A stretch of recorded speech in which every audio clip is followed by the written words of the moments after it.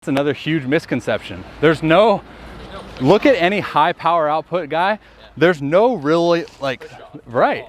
Yeah, it's just a drop. Just rotating. It's just a drop into the rotation. Yeah.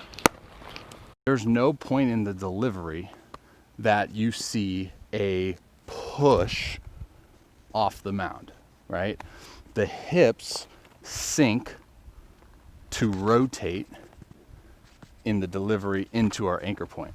Now, the thing is that I've been kind of seeing and just talking to other people and doing more in-person lessons, it's a perception of power issue. So in any other sport, in any other dynamic kind of exercise, we think power as jump, right? And press into the ground.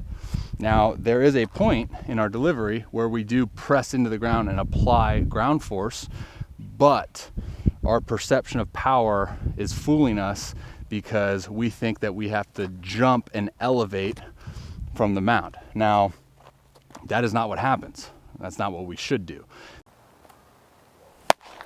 Okay, so the first one, the step back, all it was like you create so much force down that like your natural instinct is to now like kind of elevate it, right? So instead of just absorbing and holding and then like dropping into your rotation like you do on all your other reps, you kind of get this like pattern, which then elevates your arm. That's why your arm's side up. But you did a great job at correcting it the next rep. So that 3 blend again.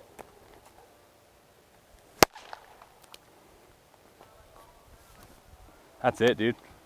Breakdown in relation to the same topic of hip rotation mechanics.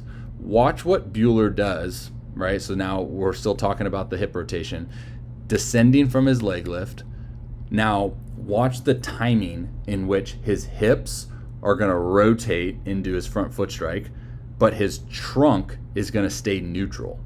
His trunk is going to stay neutral exactly where it is right now. Okay, watch. Boom.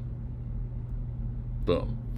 So what does this give us? This gives us a crazy amount of separation from the shoulders and the hips. That's our stretch, right? We want that stretch. We want to build up that stretch. And then right when we anchor down at a front foot strike, it's boom, release that, okay?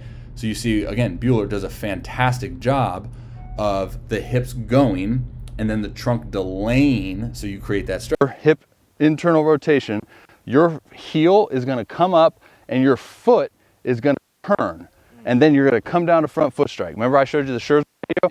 Ideally, when we strike down, we want this whole foot to be shown behind. So look how much hip rotation I have, and then where my hands would be like here, right? Yeah. So what you were doing was you were just doing this, which is not going to happen on the mound. What it's doing though is it's applying energy into the ground when you come to that leg lift. That's what it's doing. Now, once we begin to drive or drop, whatever terminology you want to use, that's just when the hips rotate, right? So we need to drop the hips to allow that rotation to occur. That's why I use like the term naturally, right? Because it's not a forced movement. So you say heel, which is great. Like I almost think we want heel pressure as we lift and then as we descend.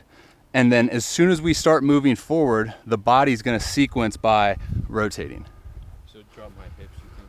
So that's what I would say is like, yeah, get to that point, separate. And then I think the fall was actually more efficient than all the other ones, right? Where it's just